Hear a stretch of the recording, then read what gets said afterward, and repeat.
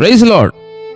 ఈరోజు దేవుని వాగ్దానం, నీ వాక్యము నన్ను బ్రతికించి ఉన్నది, నాకు బాధల్లో ఇదే నాకు నెమ్మది కలిగించి ఉన్నది. కీర్తనలు 119వ అధ్యాయము 50వ చరణం. దేవుని పిల్లారా గమనించండి, దేవుని వాక్యం మనల్ని బ్రతికిస్తూ ఉంటుంది. ఈరోజు చాలామంది అనుకుంటున్నారు, నేను కష్టపడుతున్నాను, నేను సంపాదించుకుంటున్నాను, ఆహారాన్ని తింటున్నాను, నేను బ్రతుకుతున్నాను అని అనుకుంటున్నారు. కానీ మనిషి తెలుసుకోవాల్సిన విషయం ఒకటి ఉంది.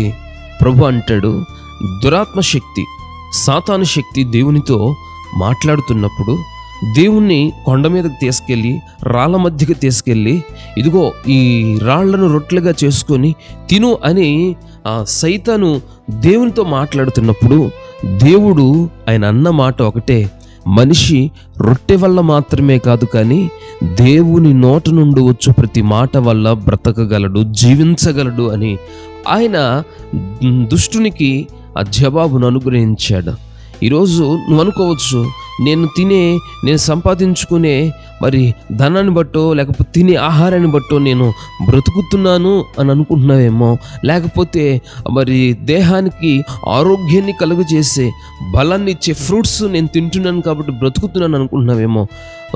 నువ్వు ఎప్పటికైనా గుర్తుపెట్టుకో, దేవుని వాక్యము నిన్ను బ్రతికిస్తూ ఉన్నది. బాధల్లో నీకు నెమ్మది కలిగించేది దేవుని వాక్యం, శోధనలో నీకు నెమ్మది కలిగించేది దేవుని వాక్యం, నీవు భయపడుతున్నప్పుడు ధైర్యాన్ని కలిగించేది దేవుని వాక్యం.